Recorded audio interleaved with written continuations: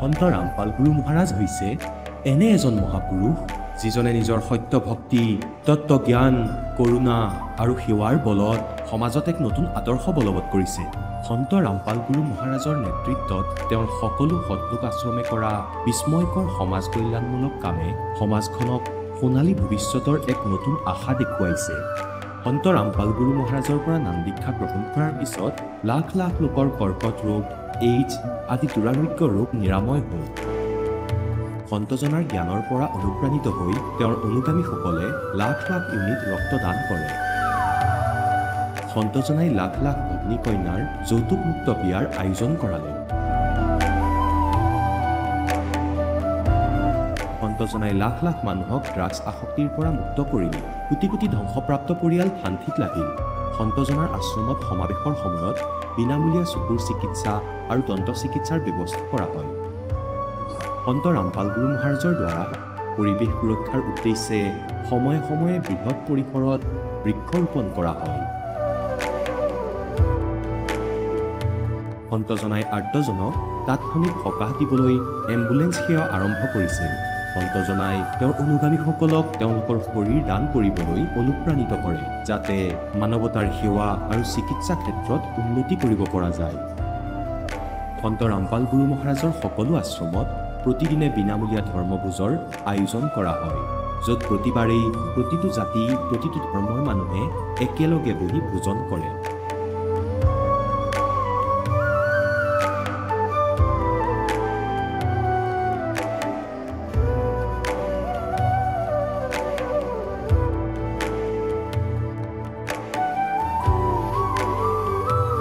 সন্ত ৰামপাল গুৰু মহাৰাজৰ আশ্ৰমত সহস্ৰাধিক বৃদ্ধ বৃদ্ধাই শ্ৰদ্ধা আৰু মৰমেৰে জীৱন যাপন কৰাৰ সুযোগ পায়। তেওঁলোকৰ থকা খোৱাৰ আৰু স্বাস্থ্যৰ সম্পূৰ্ণ দায়িত্ব সন্ত ৰামপাল গুৰু মহাৰাজে বহন কৰে। অনাথ শিশুৰ বাবে সন্ত ৰামপাল গুৰু মহাৰাজৰ সকলো আশ্ৰম বিশেষ বৰদানতকৈ কম নহয়, য'ত তেওঁলোকক শিক্ষা, সংস্কাৰ আৰু ভৱিষ্যতৰ বাবে উন্নত সুবিধা প্ৰদান কৰা হয়। বানপানী, ভূঁইকঁপ বা মহামাৰী যিয়েই নহওক, সন্ত ৰামপাল গুৰু মহাৰাজ আৰু তেওঁৰ অনুগামীসকল সদায় আৰ্তজনৰ বাবে আগৰণুৱা হৈ থাকে। কোভিড মহামাৰীৰ সময়ত সন্ত ৰামপাল গুৰু মহাৰাজৰ আশ্ৰমৰ পৰা কোটি কোটি লোকক খাদ্য, ঔষধ আৰু জীৱন ৰক্ষক সামগ্ৰী যোগান ধৰা হৈছিল। দুখীয়াক সকাহ কৰাই হওক বা যিকোনো শোষিত বা নিপীড়িত শ্ৰেণীৰ অধিকাৰ আৰু মৰ্যাদাৰ বাবে যুঁজ দিয়াই হওক, সন্ত ৰামপাল গুৰু মহাৰাজে সদায় তেওঁলোকৰ সকলো ন্যায্য দাবী চৰকাৰৰ ওচৰলৈ লৈ গৈছে আৰু তেওঁলোকক উপযুক্ত ন্যায় প্ৰদানৰ ক্ষেত্ৰত গুৰুত্বপূৰ্ণ ভূমিকা পালন কৰি আহিছে। সমাজত আধ্যাত্মিক আৰু সামাজিক মূল্যবোধৰ প্ৰতি সজাগতা অনাৰ প্ৰতিটো পদক্ষেপতে সন্ত ৰামপাল গুৰু মহাৰাজ মানৱতাৰ প্ৰকৃত সেৱক হিচাপে প্ৰমাণিত হৈছে। সন্ত ৰামপাল গুৰু মহাৰাজৰ জীৱনে আমাক শিকাইছে যে প্ৰকৃত সেৱা সেইটোহে যিটো নিস্বাৰ্থভাৱে কৰা হয়। আহক আমিও এই মহান সন্তজনৰ এই মহান সেৱাৰ কামত যোগ দিওঁ আৰু সন্ত ৰামপাল গুৰু মহাৰাজৰ পৰা নাম দীক্ষা লৈ আমাৰ জীৱন ধন্য কৰি তোলোঁ।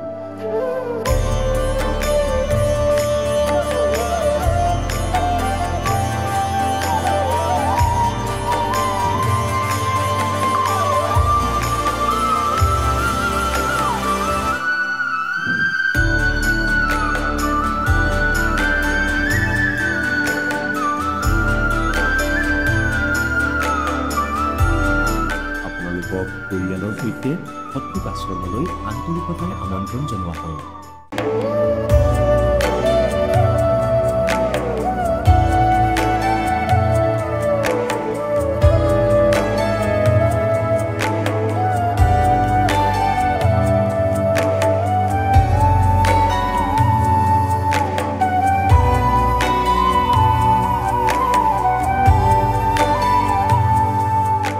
নমস্কাৰ। নমস্কাৰ। আপোনাৰ শুভ নামটো জনাওকচোন। মোৰ নাম অনু ৰায়। আপুনি কোন ঠাইৰ পৰা আহিছে? হালাগুৰি, ধুবুৰী ডিষ্ট্ৰিক্ট, অসমৰ পৰা। আপুনি সন্ত ৰামপাল গুৰু মহাৰাজৰ পৰা নাম দীক্ষা কেতিয়া লৈছিল? 19 ফেব্ৰুৱাৰী 2021। সন্ত ৰামপাল গুৰু মহাৰাজৰ পৰা নাম দীক্ষা লোৱাৰ আগতে আপুনি পৰম্পৰাগতভাৱে কেনেধৰণৰ ভক্তি সাধনা কৰিছিল? ব্ৰহ্মা, বিষ্ণু, মহেশ্বৰ এইবিলাকৰে ভক্তি সাধনা কৰিছিলোঁ। আপুনি যিহেতু আপোনাৰ পৰম্পৰাগত ভক্তি সাধনা আপুনি কৰি আছিলে, ব্ৰহ্মা, বিষ্ণু, মহেশ্বৰৰ ভক্তি কৰিছিলে, সেই ভক্তি সাধনা কৰি থকাৰ পিছতো আপুনি সন্ত ৰামপাল গুৰু মহাৰাজৰ শৰণ কিয় গ্ৰহণ কৰিব লগা হ'ল? লকডাউনৰ সময়ত মোৰ ছোৱালীৰ এটা ভয়ংকৰ বেমাৰ আছিল, বৰ্ণ টিবি। এইটো ওচৰৰ গাঁৱৰ তান্ত্ৰিক মান্ত্ৰিক আৰু বহুত কিবা কিবি চিকিৎসা কৰিছিলোঁ, তেতিয়াও ভাল হোৱা নাই। দিনে দিনে বাঢ়ি গৈ আছে বেমাৰটো। তাৰপিছত ধুবুৰী মেডিকেলত লৈ গ'লোঁ। ধুবুৰী মেডিকেলত ডক্টৰে ৰেফাৰ কৰিলে গুৱাহাটীত। তেতিয়া লকডাউনৰ সময়ত গুৱাহাটী মেডিকেলত পেচেণ্ট ভৰ্তি কৰা বন্ধ কৰি দিলে। এতিয়া ক'ত যাওঁ, কি কৰোঁ, ব্যৱসা বাণিজ্য বন্ধ, টকা পইচা হাতত নাই, কি কৰোঁ, বহুত টেনশ্যনত আছিলোঁ। তেতিয়া কিবা কাৰণত যোগাযোগ কৰি GNRC মেডিকেলত লৈ গ'লোঁ। GNRC মেডিকেলত চিকিৎসা কৰালে, এসপ্তাহমান ভৰ্তি আছিলোঁ তাত। চিকিৎসা কৰাৰ পিছত ডক্টৰে ক'লে এইটো বেমাৰ পেৰালাইচিছ হোৱাৰ সম্ভাৱনা আছে। তাৰপিছত আৰু বহুত চিন্তা কৰিলোঁ, কি কৰোঁ কি নকৰোঁ। তাৰপিছত ডক্টৰে এক সপ্তাহমান ৰাখি ছুটি দিলে। তাৰপিছত ঘৰত আহিলোঁ। ঘৰত অহাৰ পিছত এমাহ বিচনাত শুই থকা অৱস্থাতে থাকিল আৰু উঠিব নোৱাৰা হৈছিল। তেতিয়া এমাহৰ পিছত চেকআপত গৈছিলোঁ। এবছৰমান চেকআপত গৈ আছিলোঁ। তাৰপিছত এখন হাত এখন ভৰি পেৰালাইজ হৈছিল। তাৰপিছত আৰু ডক্টৰৰ ওচৰত গ'লোঁ। ডক্টৰে ক'লে যে এইটো মেডিচিন দি ভাল নহ'ব, এতিয়া অপাৰেশ্যন কৰিব লাগিব। অপাৰেশ্যন কৰাৰ মেচিন তাত নাই, GNRC মেডিকেলত নাই। GMCত পঠালে। GMCত গৈ বহুত কিবা কিবি কষ্ট ভুগিলোঁ আৰু বহুতকেইটা ডক্টৰে চালে, চবেই অপাৰেশ্যন কৰিবলৈ ক'লে। তাৰপিছত আৰু কি কৰোঁ, বহুত টেনশ্যন। টেষ্ট কৰাৰ 13 দিন 14 দিন মানে তাত থাকি টেষ্ট কৰিলোঁ, প্ৰাইভেটে টেষ্ট কৰিলোঁ টকা দি। তাৰপিছতো ডক্টৰে ক'লে অপাৰেশ্যন কৰিবই লাগিব। তাৰপিছত মেডিকেলত থকা অৱস্থাতে গুৱাহাটীৰ নামদান কেন্দ্ৰত গ'লোঁ। নামদান কেন্দ্ৰত গৈ সন্ত ৰামপালজী মহাৰাজৰ দীক্ষা ল'লোঁ। লোৱাৰ পিছদিনাখনে প্ৰমাণ পাইছিলোঁ। তাৰপিছত আহি নামদান কেন্দ্ৰত গৈ সুধিলোঁ যে আমাৰ ছোৱালী অপাৰেশ্যন কৰিবলৈ কৈছিল ডক্টৰ, এতিয়া কি কৰিম, টকা পইচাও নাই হাতত। তেতিয়া তাৰ ভকতসকলে ক'লে যে একো টেনশ্যন নকৰিব, পৰমাত্মাক বিশ্বাস কৰি ভক্তি কৰি থাকক। তাৰপিছত ঘৰত আহিলোঁ। ঘৰত আহি আৰু ডক্টৰৰ ওচৰত গ'লোঁ। ডক্টৰে ক'লে এতিয়া অপাৰেশ্যন কৰিব নালাগে, মেডিচিন খাই ঠিক হ'ব। তেতিয়াৰ পৰাই সন্ত ৰামপালজী মহাৰাজৰ দয়া কৰিলে, তেতিয়াৰ পৰাই আমাৰ ছোৱালীজনী ঠিক হ'ল। এইটো আচৰিত কথা। আপুনি ক'লে যে আপুনি সন্ত ৰামপাল গুৰুমাজৰ পৰা দীক্ষা লোৱাৰ পিছতে আপোনাৰ ছোৱালীজনীৰ যি বৰ্ণ টিবি মাৰাত্মক ৰোগ আছিলে তাৰ পৰা পৰিত্ৰাণ পালে। আৰু আপুনি এই জ্ঞানটো আচলতে কেনেকৈ প্ৰাপ্ত কৰিলে, কেনেকৈ পালে এই সন্ত ৰামপাল গুৰুমাজৰ যিটো জ্ঞান? যেতিয়া মোৰ ছোৱালীৰ এনেকুৱা হৈছিল বেমাৰ, তেতিয়া মোৰ হাজবেণ্ডে ইউটিউবত চালে, এজন ভকতৰ কথা শুনিলে যে তাৰো এইটো বেমাৰেই হৈছিল, বৰ্ণ টিবি। তাৰ আৰু গোটেই শৰীৰটো বৰ্ণ টিবি হৈ শৰীৰটো পানী হৈ গৈছিল। বৰ্ণ টিবি হ'লে শৰীৰ পানী হয়, পানী হৈ গৈছিল। ডক্টৰে কৈছে যে ইয়াৰ ঠিক নহ'ব, কোনো বুদ্ধি নাই ঠিক হোৱাৰ। তাৰপিছত সন্ত ৰামপালজী মহাৰাজৰ দীক্ষা লৈ সেইটো ভাল হৈছে, এতিয়া সুস্থ। তাৰপিছত আমাৰ ভকতজী আমি তিনিটাই নাম দীক্ষা ল'লোঁ। আৰু বৰ্তমান সেই বেমাৰটোৰ কাৰণে ডক্টৰৰ কাষলৈ নিব লগা হোৱা নাই? নাই, এতিয়া ডক্টৰৰ কাষত নাযাওঁ, মেডিচিনো নাখায়। এতিয়া সন্ত ৰামপালজী মহাৰাজৰ দয়াত চবে সুস্থ আছোঁ। আৰু ইয়াৰ উপৰিও আপুনি আৰু অন্য কিবা লাভ পাইছেনে পাৰিবাৰিকভাৱে? পাইছোঁ, আৰ্থিক লাভ পাইছোঁ আৰু মানসিক লাভ পাইছোঁ। আৰু ঘৰত টেনশ্যন আছিল, আমাৰ ভগতজীৰ লগত মাজে সময়ে কেঁচালো হৈছিলোঁ মোৰ। এতিয়া সেইবিলাক নাই, সন্ত ৰামপালজী মহাৰাজৰ দয়াত চব নাইকিয়া হৈ গৈছে। এতিয়া আমি সুখী আছোঁ। আৰু সন্ত ৰামপাল গুৰুমাজে আপোনালোকক এনেকুৱা কি ভক্তি বিধি প্ৰদান কৰিলে যাৰ বাবে নেকি আপুনি এনেধৰণৰ লাভ পাবলৈ সক্ষম হৈছে? সন্ত ৰামপালজী মহাৰাজ শাস্ত্ৰ অনুসাৰে ভক্তি দিয়ে আৰু মন্ত্ৰ দিয়ে, সেইটো সৎভক্তি কৰি আমি লাভ পাইছোঁ। সন্ত ৰামপাল গুৰুমাজে ব্ৰহ্মা বিষ্ণু মহেশ্বৰক ভক্তি কৰিবলৈ মানা কৰে বুলি আমি শুনিছোঁ। আচলতে সন্ত ৰামপাল গুৰুমাজে আপোনালোকক ব্ৰহ্মা বিষ্ণু মহেশ্বৰক ভক্তি কৰিবলৈ মানা কৰে নে তেওঁলোকৰ সঠিক ভক্তি বিধি মন্ত্ৰ আপোনালোকক প্ৰদান কৰে? সন্ত ৰামপালজী মহাৰাজে ব্ৰহ্মা বিষ্ণু মহেশ্বৰক ভক্তি কৰিবলৈ মানা নকৰে, তাৰ সঠিক শাস্ত্ৰ অনুসাৰে ভক্তি দিয়ে। আমি শুনিছোঁ যে আপোনালোকৰ গুৰু সন্ত ৰামপাল গুৰুমাজে মৃতকৰ যি কৰ্মকাণ্ড, কোনো লোকৰ যদি মৃত্যু হয় তাত শ্ৰাদ্ধকে আদি কৰি এই কৰ্মকাণ্ডবিলাক কৰিবলৈ মানা কৰে। আচলতে কিয় মানা কৰে এই কৰ্মকাণ্ডবিলাক কৰিবলৈ? শাস্ত্ৰ অনুসাৰে সেইটো প্ৰতিখন গ্ৰন্থতে লিখা আছে, গীতাটো মানা আছে শ্ৰাদ্ধ কৰিবলৈ। সেইকাৰণে ৰামপালজী মহাৰাজে সেইটো আমাক মানা কৰিছে। সন্ত ৰামপালজী মহাৰাজে শাস্ত্ৰ অনুসাৰে কৈছে ভূতক পূজা কৰিলে ভূত প্ৰাপ্তি হয়, পিতৃ পূজা কৰিলে পিতৃ প্ৰাপ্তি হয়, আৰু পৰমাত্মাক পূজা কৰিলে পৰমাত্মা প্ৰাপ্তি হয়। আৰু আমাৰ ভাৰতবৰ্ষত যিহেতু লাখৰ তুলনাত গুৰু আছে, তেনে ক্ষেত্ৰত আপুনি অসমৰ এগৰাকী সচেতন মহিলা হিচাপে আপুনি অসমৰ বিভিন্ন শ্ৰদ্ধালুৰ কাষলৈ গৈও ভক্তি সাধনা কৰিব পাৰিলে হয়। আপুনি সন্ত ৰামপাল গুৰু মহাৰাজকে গুৰু হিচাপে যে ধাৰণ কৰিলে, আৰু বহুতো গুৰু আছে, সেইবিলাক গুৰু কোনো শাস্ত্ৰ প্ৰমাণ দিব নোৱাৰে আৰু ক'ব সৎভক্তি দিব নোৱাৰে। আৰু সন্ত ৰামপালজী মহাৰাজে প্ৰতিখন গ্ৰন্থই খুলি আঙুলি দি দেখাই দিয়ে। সেইকাৰণে মই সন্ত ৰামপালজী মহাৰাজৰ সৎভক্তি পাই ভক্তি কৰি আছোঁ। আৰু আগতে আপুনি যি আপোনাৰ পৰম্পৰাগত ভক্তি সাধনা কৰিছিল, তাৰ দ্বাৰা আপোনাৰ কিবা লাভ হৈছিলনে? নাই, একো লাভ হোৱা নাই। আৰু বৰ্তমান যি আপুনি সন্ত ৰামপাল গুৰু মহাৰাজৰ পৰা ভক্তি সাধনা কৰিছে, আপুনি সুখী অনুভৱ কৰিছেনে? হয়, আমি সুখী আছোঁ এতিয়া। আৰু যিসকল দৰ্শকে আজি আপোনাক টিভি স্ক্ৰীণত চাই আছে, আপুনি তেওঁলোকক কি বাৰ্তা দিব বিচাৰে? যিহেতু আপুনি এই সন্ত ৰামপাল গুৰু মহাৰাজৰ শৰণলৈ অহাৰ পিছতে আপোনাৰ ছোৱালীজনী যি মাৰাত্মক ৰোগ হৈছিলে, সেই ৰোগৰ পৰা পৰিত্ৰাণ পালে, লগতে আপুনি শাৰীৰিকভাৱেও বিভিন্ন সমস্যাৰ পৰা পৰিত্ৰাণ পালে। আপুনি দৰ্শকসকলক আজি কি বাৰ্তা দিব, যাতে তেওঁলোকেও সন্ত ৰামপাল মহাৰাজৰ পৰা নাম দীক্ষা লৈ লাভ পাব পাৰে? মই বাৰ্তানো কি দিম? যেনেকুৱা আমি লাভ পাইছোঁ, মোৰ শাৰীৰিক, মানসিক আৰু আৰ্থিক, আৰু মোৰ ছোৱালীৰ এটা ভয়ংকৰ বেমাৰ আছিল, সেইটোও লাভ পাইছিলোঁ। আৰু যিসকলে টিভিত চাই আছে, সকলো ভাই ভনীসকল, মোৰ নিচিনা আপোনালোকেও যদি লাভৱান হ'ব চায়, তেনেহ'লে সন্ত ৰামপালজী মহাৰাজৰ টিভিত বহুতো চেনেলত সৎসংগ আহি থাকে, আৰু মোবাইলতো ইউটিউব ফেচবুকত আহে। সেই সৎসংগ চাই আৰু জ্ঞান গঙা পুথিখন পঢ়ি চাই আপুনিও জ্ঞান লাভ কৰক আৰু মোৰ নিচিনা লাভৱান হওক। আৰু যদিহে কোনো লোকে তেখেতৰ পৰা নাম দীক্ষা ল'ব বিচাৰে, কেনেকৈ ল'ব পাৰিব?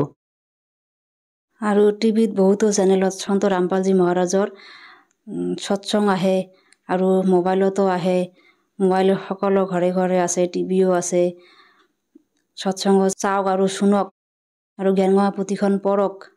আৰু সৎসংগৰ নিচত হালধীয়া শাৰী এটা আহে, সেইটো নাম্বাৰত যোগাযোগ কৰি ওচৰৰ নামদান কেন্দ্ৰত গৈ নাম দীক্ষা লওক আৰু আত্মকল্যাণ কৰক। ধন্যবাদ থাকিল।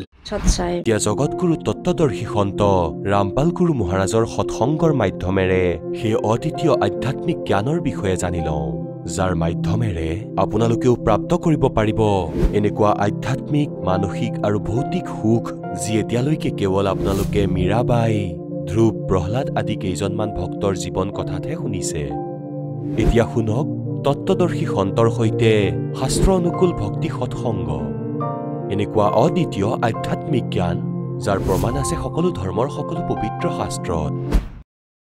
अकाल पुरुष काहू नहीं चीन्या, काल पाए सभी गए लीन्या।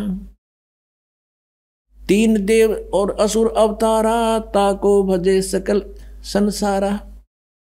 गुण तीनों का ये विस्तारा, धर्मदास मैं कहूँ पुकारा। गुण तीनों की भक्ति में ये भूल पड़ो संसार।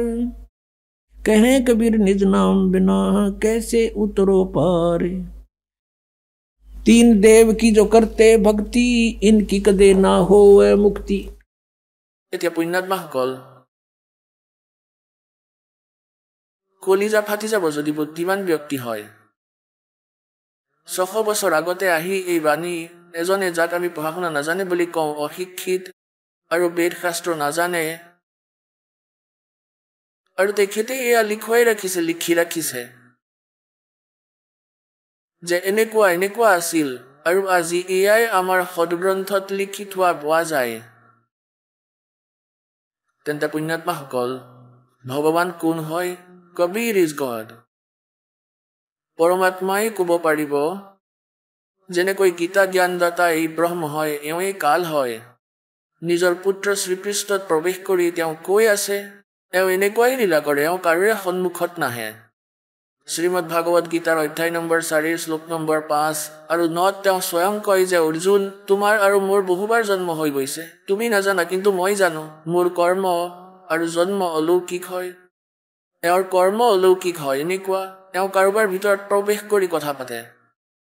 গীতাৰ অধ্যায় নম্বৰ 7 শ্লোক নম্বৰ 24-25 কৈছে যে এই মূৰ্খ সমুদায় সন্মুখত থিয় হৈ থকা সৈনিক ইহঁতে মোক কৃষ্ণ বুলি ভাবি আছে। I am not Krishna. মোৰ দৰে অব্যক্তিক ব্যক্তি আপনাম মানন্তে তেওঁলোকে মোক কৃষ্ণ ভাবি আছে। যি মই ইয়াক কৈ আছো মই কৃষ্ণ নহয়, মই নিজ যোগ মায়াৰে লুকাই থাকো। মই কেতিয়াও কাৰো সন্মুখত প্ৰকট নহওঁ। এয়া মোৰ অটল অনুতম নিকৃষ্ট নিয়ম হয়। মই কেতিয়াও কাৰোৰে সন্মুখত নাহো, মই লুকাই থাকো, গুপ্ত হৈ থাকো।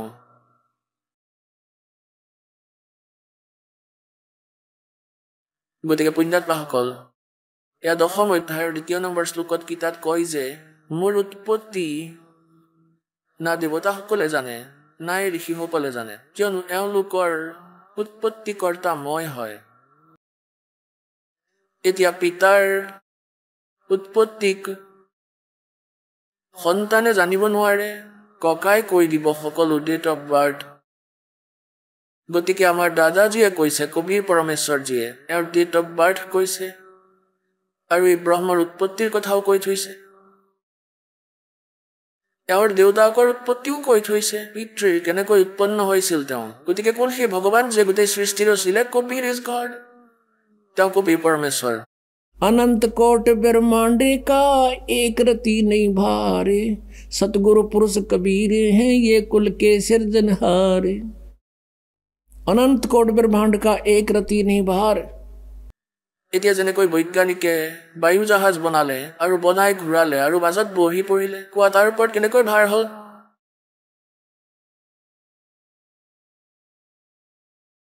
গতিকে সেই পৰমেশ্বৰে আহি আমাক সকলোবোৰ জ্ঞান দিলে। এতিয়া মই আপোনালোকক দেখুৱাম পবিত্ৰ সদগ্ৰন্থত। চাব, শিৱপুৰাণত।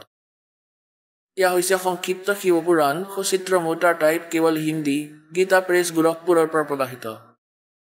ইয়াৰ সম্পাদক হ'ল হনুমান প্ৰসাদ পোদ্দাৰ। গীতা প্ৰেছ গোৰখপুৰৰ পৰা প্ৰকাশিত। ৰুদ্ৰ সংহিতা আপোনালোকক দেখুৱাম এই সদগ্ৰন্থৰ। সংক্ষিপ্ত শিৱপুৰাণ, পৃষ্ঠা নম্বৰ 98-98 পৰা। ইয়াৰ শেষত অলপমান আছে, ইয়াৰ পৰা লিংক কৰি আগলৈ যাম। 5ম অধ্যায় ৰুদ্ৰ সংহিতাৰ ইয়াত সমাপ্ত হয়। নিজ পুত্ৰ নাৰদৰ এই কথা শুনি লোক পিতামহ ব্ৰহ্মাই তাত এই ধৰণে ক'লে।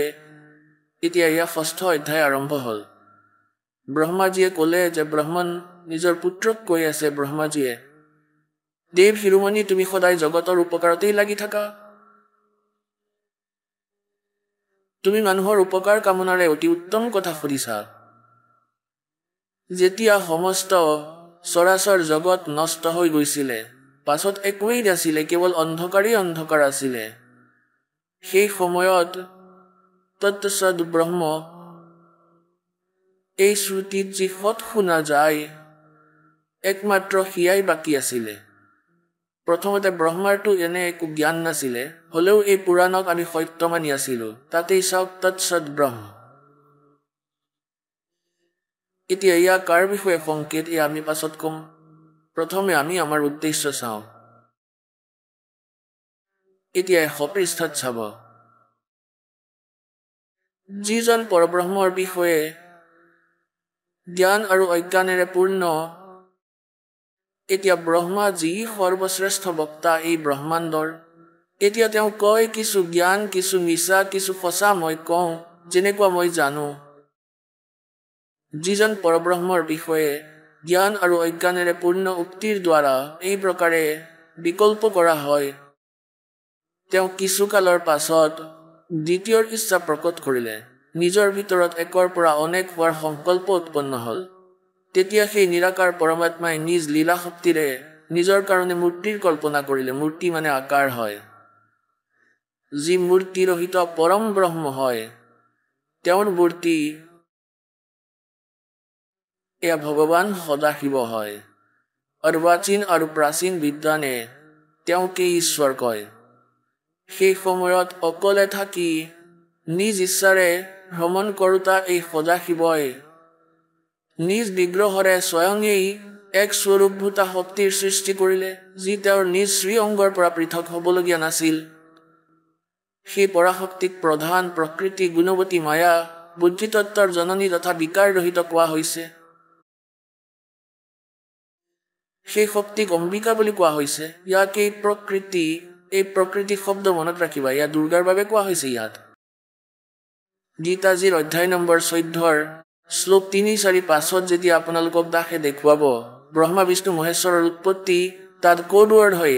তাত দুৰ্গাৰ বিষয়ে কোৱা হৈছে এই প্ৰকৃতি মোৰ পত্নী হয়, মই এওঁৰ পেটত বীজ স্থাপিত কৰোঁ গৰ্ভত, যাৰ পৰা সকলোৰে উৎপত্তি হয়। কালে কৈ আছে গীতাত সৰ্বেশ্বৰী আৰু ত্ৰিদেৱ জননী, তিনিও দেৱতাৰ মাতৃ, নিত্য আৰু মূল কাৰণো কোৱা হয়। সদা শিৱৰ দ্বাৰা প্ৰকট কৰা সেই শক্তিৰ 8খন বাহু আছে, অষ্টাংগী। अब मैं तुमसे कहूँ चिताई, तेरे देवन की उत्पत्ति वाई, माँ अष्टांगी पिता निरंजन। যাক এয়া সদাশিৱ কোৱা হয়। এই সদাশিৱ এয়া হ'ল সেই কাল, আৰু শিৱ ৰূপ ধাৰণ কৰি প্ৰকট হয়, নিজৰ পুত্ৰ ৰূপ ধাৰণ কৰি। তেওঁৰ 8খন বাহু আছে, সেই শক্তিৰ 8খন বাহু আছে। নানা প্ৰকাৰৰ আপোষণে তেওঁৰ শ্ৰীঅংগৰ শোভা বঢ়ায়। এতিয়া প্ৰকৃতি আছে, এই প্ৰকৃতি যিয়ে 8 অস্ত্ৰ ৰাখে, তেওঁৰ 8খন বাহু আছে আৰু অনেক প্ৰকাৰৰ অস্ত্ৰ শস্ত্ৰ ধাৰণ কৰে। একাকিনী হোৱাৰ পাছতো তেওঁ মায়া সংযোগবশতঃ অনেক হৈ যায়। যেনেকৈ 3টা ৰূপ আৰু বনাইছিল সাবিত্ৰী, লক্ষ্মী আৰু পাৰ্বতীৰ। যেনেকৈ এই সদাশিৱ আছে, এওঁ পৰম পুৰুষ ঈশ্বৰ শিৱ, শম্ভু আৰু মহেশ্বৰ কোৱা হয়। এতিয়া ইয়াত ক্লিয়াৰ হ'ব। এতিয়া আমি 101 আহি গ'লো পঢ়ি 101 পৃষ্ঠাত ৰুদ্ৰ সংহিতা, আৰু এয়া 6ষ্ঠ 7ম অধ্যায় চলি আছে। তেওঁ নিজৰ গোটেই অংগত ভস্ম লগাই ৰাখে। সেই কালৰূপী ব্ৰহ্মই হৈ গ'ল ক্লিয়াৰ। এওঁ কালৰূপী ব্ৰহ্ম হয়, ব্ৰহ্মা বিষ্ণু মহেশ্বৰৰ যিজন পিতা হয়, দুৰ্গাৰ যি স্বামী হয় কালৰূপী ব্ৰহ্মই, একে সময়তে শক্তিৰ লগতে নাথ নহয় সাত শিৱলোক নামৰ ক্ষেত্ৰৰ নিৰ্মাণ কৰিছিল। সেই উত্তম ক্ষেত্ৰকেই কাশী কোৱা হয়। এওঁ প্ৰিয়া আৰু প্ৰিয়তম ৰূপ, এই দুয়ো পতি পত্নী ৰূপত শক্তি আৰু শিৱ, দুৰ্গা আৰু কালৰূপী ব্ৰহ্ম, যি পৰমানন্দ স্বৰূপ হয়, সেই মনোৰম ক্ষেত্ৰত নিত্য নিবাস কৰিছিলে। আগলৈ চাওক। দেৱৰ্ষে এসময়ত সেই আনন্দ বনত ৰমণ কৰি থাকোঁতে শিৱা আৰু শিৱৰ, দুৰ্গা আৰু কালৰ মনত এয়া ইচ্ছা হ'ল যে এজন দ্বিতীয় পুৰুষৰো সৃষ্টি কৰিব লাগিব, কোনো সন্তান উৎপন্ন কৰিব লাগিব, যাৰ ওপৰত এই সৃষ্টি সঞ্চালনৰ ভাৰ ৰাখি আমি দুয়ো কেৱল কাশীত থাকি ইচ্ছা অনুসাৰে বিচৰণ কৰিব পাৰিম আৰু নিৰ্বাণ ধাৰণ কৰিম। এনেকুৱা নিশ্চয় কৰি শক্তি সহিতে সৰ্বব্যাপী পৰমেশ্বৰ শিৱই কালৰূপী ব্ৰহ্মই নিজৰ বাওঁ ভাগৰ 10ম অংগত অমৃত সানি দিলে, অৰ্থাৎ পতি পত্নীৰ ব্যৱহাৰ কৰিলে। পাছত তাৰ পৰা এজন পুৰুষ প্ৰকট হ'ল, অৰ্থাৎ পুত্ৰ। ইয়াত চাব 102 পৃষ্ঠাত। এতিয়া আমি ইয়াত পঢ়িম অলপমান ল'ম। শিৱই ক'লে, সেই উৎপন্ন বালকক ক'লে, শিৱই ক'লে, পুত্ৰ ব্যাপক হোৱাৰ কাৰণে তোমাৰ বিষ্ণুৰ নাম বিখ্যাত হৈছে। এতিয়া দুৰ্গা আৰু কালৰ পৰা বিষ্ণুৰ জন্ম সিদ্ধ হ'ল। এতিয়া চাওক, 6ষ্ঠ অধ্যায় সমাপ্ত হ'ল। এতিয়া 7মলৈ আহোঁ। ব্ৰহ্মাজীয়ে কয়, দেৱৰ্ষে তাৰ পাছত কল্যাণকাৰী পৰমেশ্বৰ শ্যাম সদাশিৱই অৰ্থাৎ কালে দুৰ্গাৰ সৈতে সংযোগ কৰি যেনেকৈ বিষ্ণুক উৎপন্ন কৰিলে, আগতে প্ৰয়াস কৰি মোক নিজৰ সোঁঅংগৰ পৰা উৎপন্ন কৰিলে। এতিয়া পুণ্যাত্মাসকল, এতিয়া আপোনালোকৰ কোনো শংকা নাই যে কোন হয় এওঁলোকৰ দাতা, কোন হয় এই সকলোৰে সৃষ্টি, সকলোৰে উৎপত্তিৰ কথা জ্ঞাতজন। আৰু পৰমাত্মা বিনা সৰ্বজ্ঞ হ'ব নোৱাৰে, সকলোকে জানোতা কেৱল কবিৰ ইজ গড। এতিয়া ইয়াত দুটা কনচেপ্টটো ক্লিয়াৰ হৈ গ'ল যে বিষ্ণু আৰু ব্ৰহ্মাৰ উৎপত্তি হ'ল এই কাল আৰু দুৰ্গাৰ সংযোগত। তেওঁলোকৰ পুত্ৰ। এতিয়া তৃতীয়জন থাকি গ'ল শিৱ। এতিয়া ইয়াত অনুবাদকৰ্তা বিচলিত হৈ গ'ল। মূল সংস্কৃত পাঠত ঠিকেই লিখিছে, এতিয়া অনুবাদকৰ্তাই কেৱল হিন্দীত আছে ইয়াত, তেওঁ ইয়াত খেলি মেলি কৰি দিলে। ভাবিলে শিৱৰ পৰা শিৱৰ উৎপত্তি লিখিলে মোক পাগল কোৱা হ'ব, সেয়েহে সি গণ্ডগোল কৰি দিলে। परमात्मा कहते हैं चोर चुरावे तुंबड़ी और गड्ढे पानी में वो गड्ढे हुआ ऊपर आवे न सच्चाई छानी ना। एजन सुरे तुम्बा चुर करिছিল শুকান तुम्बा ই মতিৰাৰ দৰে হয়। এই तुम्बा হৈছে এটা লাও খোলা, এইটো শুকাই যায় আৰু তাৰ ভিতৰৰ পৰা বীজ উলিয়াই দিয়া হয়। তেতিয়া ইয়া শুকাই একেবাৰে এটা বলৰ দৰে হৈ যায়, এটা ভাল ডাঙৰ বলৰ দৰে। সি ইয়াক চুৰ কৰি ভাবিলে যে এতিয়া ইয়াক পানীত লুকুৱাই দিয়া যাওক। সি ডুব মাৰিলে আৰু পানীৰ তলত থৈ আহে, কিন্তু তাতকে আগতে ওপৰলৈ আহি যায়। तो कहते हैं चोर चुरावे तुंबड़ी गड्ढे पानी में वो गड्ढे वो ऊपर आवे न सच्चाई छानी ना। এতিয়া আপোনালোকক দেখুৱাও ব্ৰহ্মা বিষ্ণু আৰু মহেশ্বৰৰ পৰা অন্য হয় যি এওঁলোকৰ পিতা। এতিয়া চাওক সেই ৰুদ্ৰ সংহিতা, এয়া সেইখনেই শিৱপুৰাণ, সংক্ষিপ্ত শিৱপুৰাণ 110 পৃষ্ঠাত ৰুদ্ৰ সংহিতা চলি আছে। এতিয়া ইয়াত আমি নৱম অধ্যায়লৈ আহি পৰিছো শেষত। এই প্ৰকাৰে ব্ৰহ্মা বিষ্ণু তথা ৰুদ্ৰ এই তিনিও দেৱতাৰ গুণ আছে, কিন্তু শিৱক গুণাতীত বুলি মনা হৈছে। ৰজগুণ ব্ৰহ্মা, সৎগুণ বিষ্ণু, তমগুণ শিৱ এয়াও সিদ্ধ হৈ গ'ল। এই তিনিওৰে গুণ আছে, কিন্তু শিৱ মানে সদাশিৱ অৰ্থাৎ কালৰূপী ব্ৰহ্ম, তেওঁ এই তিনিওজনৰ পৰা পৃথক হয়। ইয়াতে ৰুদ্ৰ শব্দ লিখি এওঁলোকে আকৌ খেলি মেলি কৰি দিলে। এতিয়া ভাবিব যে ৰুদ্ৰটো বেলেগ হয় আকৌ কোনোবা, আগলৈ ইয়াৰ কনচেপ্ট আৰু ক্লিয়াৰ কৰি দিয়া হ'ল।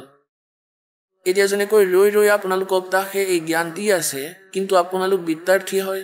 বহুবাৰ এনেকুৱা হয় যে আপুনি সৎসংগ কৰিব নোৱাৰে, সেই সময়ত এই টপিক চলি যায়, কেনেকৈ ভ্ৰমিত হয়। কোৱা হয় 3 দেৱ সো উসকো ধ্যাৱে নিৰঞ্জন গাৱে পাৰ নিপাৱে।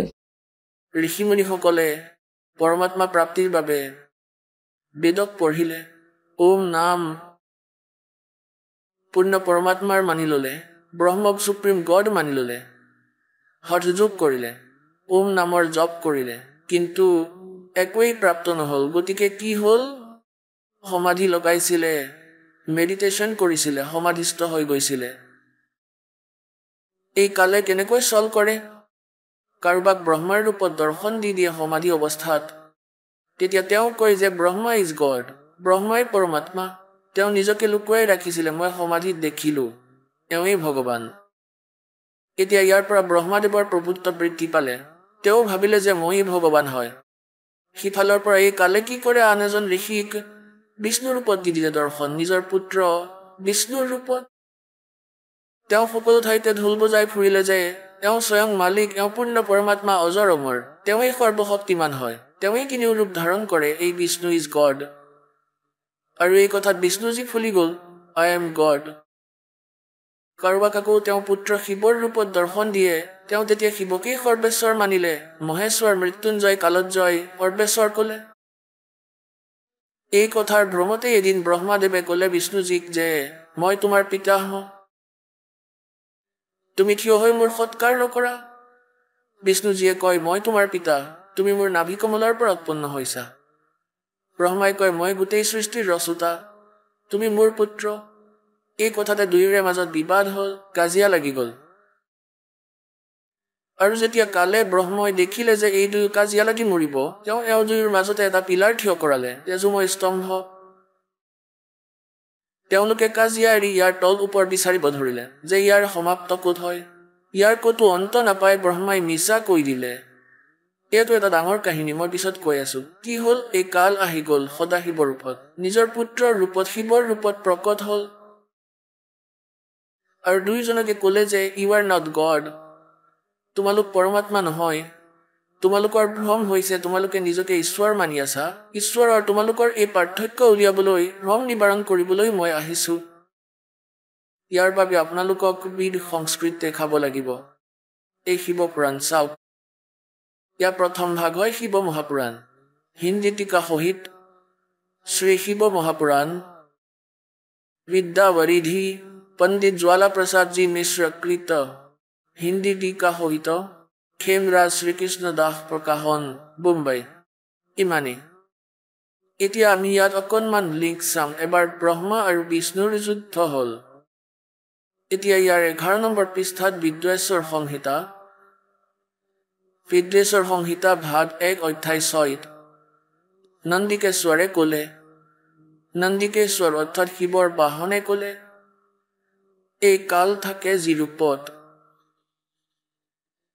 হে যোগেন্দ্ৰ, আগলৈ এসময়ত বিষ্ণু শেষ শয্যাত নিজৰ গৰুৰ আদি পৰিষদ আৰু লক্ষ্মী সহিতে শয়ন কৰিছিলে, বিশ্ৰাম কৰি আছিলে। তেতিয়া ব্ৰহ্মজ্ঞানত শ্ৰেষ্ঠ ব্ৰহ্মাই নিজ ইচ্ছাৰে তালৈ আহিলে আৰু সকলো প্ৰকাৰে সুন্দৰ শয্যাত শয়ন কৰা কমললোচন বিষ্ণুদেৱক সুধিব ধৰিলে, তুমি কোন হয়? মোক দেখিও অভিমানী পুৰুষৰ দৰে শয়ন কৰা, শুই আছা। হে বৎস পুত্ৰ উঠা, মই তোমাৰ স্বামী আহিছো।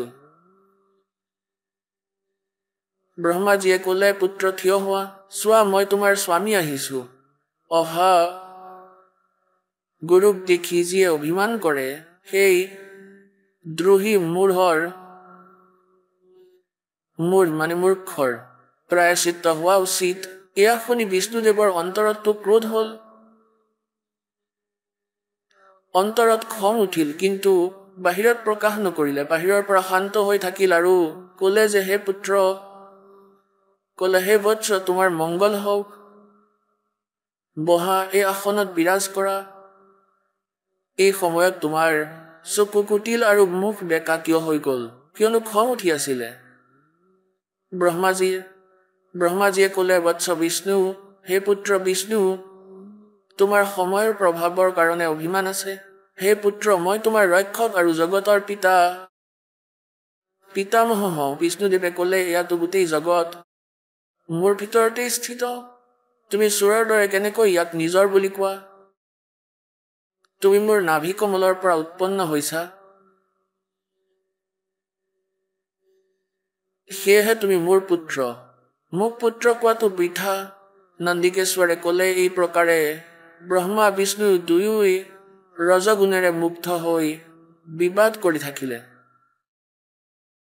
মই শ্ৰেষ্ঠ, মই স্বামী, এনেদৰে কৈ ইজনে সিজনক মৰাৰ ইচ্ছাৰে যুদ্ধ কৰিবলৈ আৰম্ভ কৰিলে। আৰু তেতিয়াই সকলো দেৱতা বিমানত বহি সেই মহা অদ্ভুত যুদ্ধক চাবলৈ আহিল আৰু আকাশৰ পৰা তেওঁলোকৰ ওপৰত ফুল ছটিয়াব ধৰিলে।